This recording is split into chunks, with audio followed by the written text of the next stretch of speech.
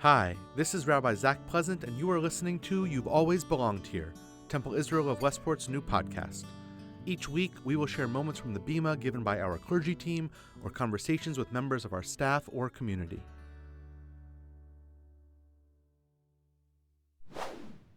The text of the Torah tells us that when we came out of Egypt, we, the Jewish people, were an Erev Rav. That's the term that Exodus uses. Erev Rav, generally translated as a mixed multitude. We were a whole bunch of different people. We were not all the same. And that's always been the case for Jews. How we vote, how we worship. Each of us is different in background and identity. We have Reformed Jews, conservative Jews, Orthodox Jews.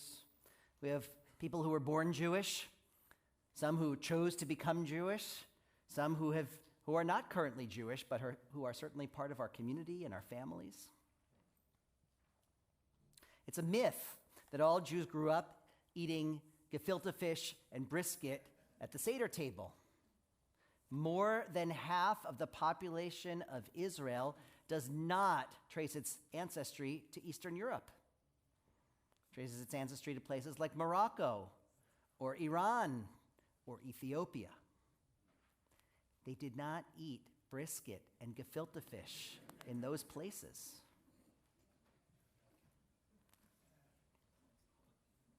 Way back when, the very first two people to be called rabbi, 2,000 years ago, were Hillel and Shammai.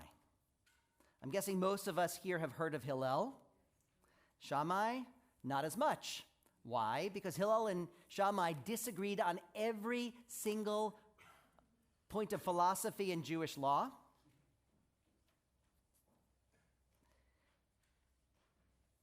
And Hillel, quote unquote, wins every time. In the texts that are handed down to us, we read Hillel's opinion, we read Shammai's opinion, and we're told Hillel is right. Why? Why did Hillel come out on top in these arguments and Shammai not? Well, we're told two reasons why we follow Hillel's opinion and not Shammai's. First, Hillel and his followers always respected the opinion of the other side. They would even teach Shammai's minority opinion, and they preserved it in our texts. That's why we still read it, even if we don't follow it. And the followers of Hillel would allow their children to marry the followers of Shammai.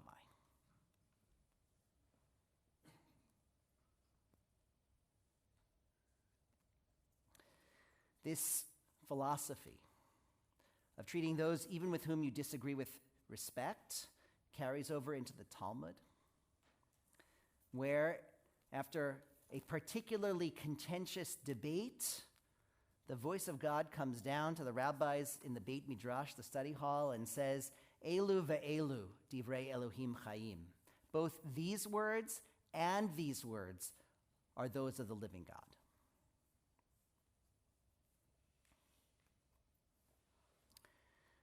This is an echo that is often unheard today. Many of you here had a chance to read my Monday message that I sent out earlier this week. In it, I wrote about a sermon that Rabbi Orkand, our Rabbi Emeritus, delivered here on this Bima 2 Shabbatot ago.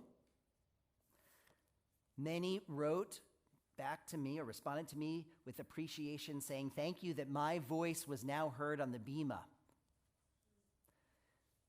This was very emotional for many people because they felt that they could not feel at home here unless their voice was heard, their opinion was shared. Others wrote to me with great surprise that there could be some in our community who had an opinion, especially about Israel, that was very different from their own. They were concerned that other members of this congregation surely were misinformed, or were prioritizing the wrong facts, or underestimated certain risks.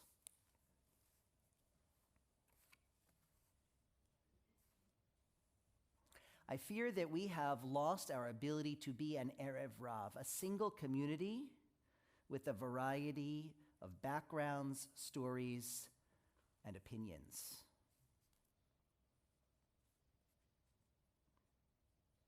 I fear that we have lost our ability to listen to those with whom we disagree, or even to coexist with those with whom we disagree.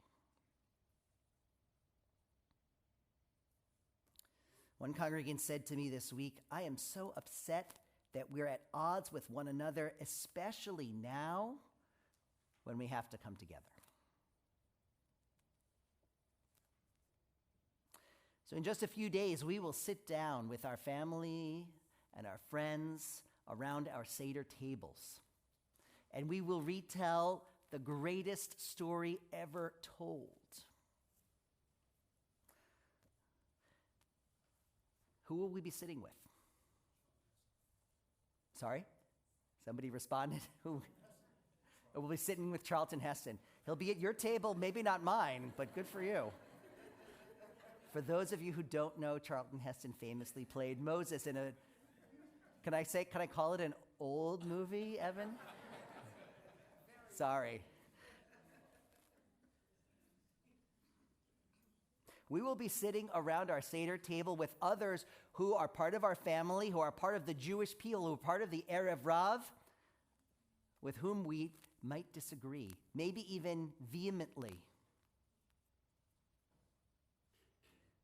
Our nephew who voted for Mamdani.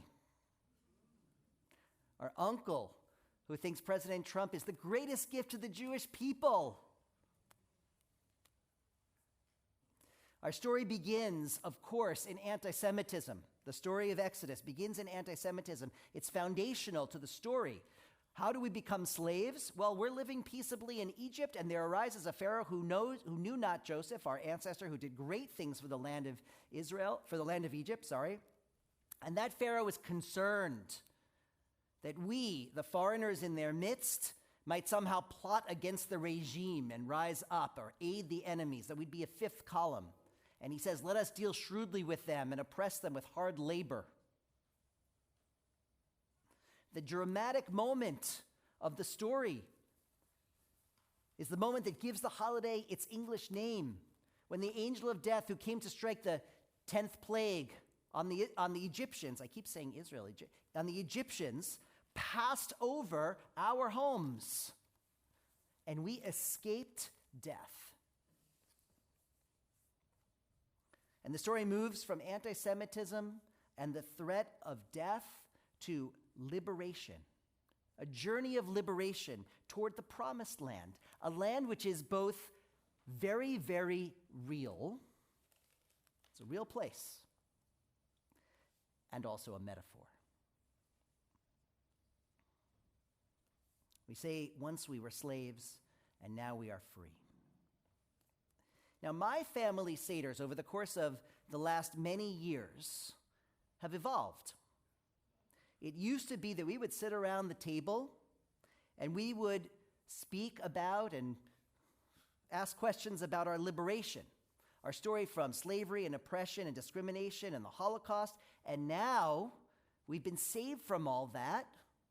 Now we are free. Now we have the responsibility of bringing that same liberation to others. And so we would discuss, how are we acting out that responsibility? That was the story of our Seders for many years. But in recent years, our Seders have become very different. And we have spent a lot of time focused on the meaning of being Jewish in an era of renewed oppression. How much time will we spend in our Seders next week on the once we were slaves? And how much will we spend on the now we are free? And who around our table will chime in to say, we are oppressed again today. Listen to my viewpoint. And someone else around the table who will say, we are so privileged.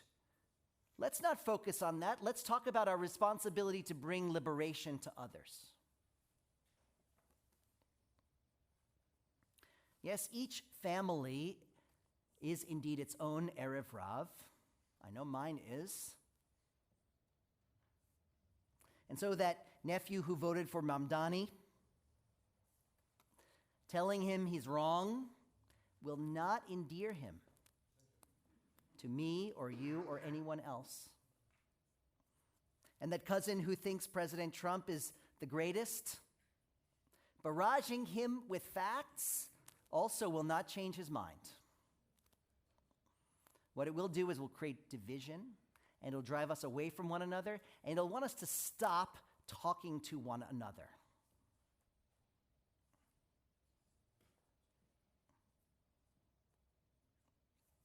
We tell the story of the 4 children within the Haggadah. And the second child, the one who's described sometimes as wicked, or in some more contemporary Haggadot as rebellious. What makes that one the outlier? Well, it's because, as the Haggadah says, he says, you. He points the finger, and he separates himself from everyone else. Obviously, it's an example of what not to do. How around our Seder tables can we not point the finger and say, you are misguided or poorly informed or uneducated, or you are making me unsafe? How can we put our fingers down and open our ears and understand that everyone within our Jewish community has a right to their Jewish opinion and point of view and story? We have always been an Erev Rav, a mixed multitude. And the best among us, like Hillel, have been those who listen to the opinion even that they disagree with, preserve it, and treat them like family. May our Seder tables be the start of a new, fruitful Jewish conversation this year. Ken Yehira. Thank you for listening to this week's episode of You've Always Belonged Here.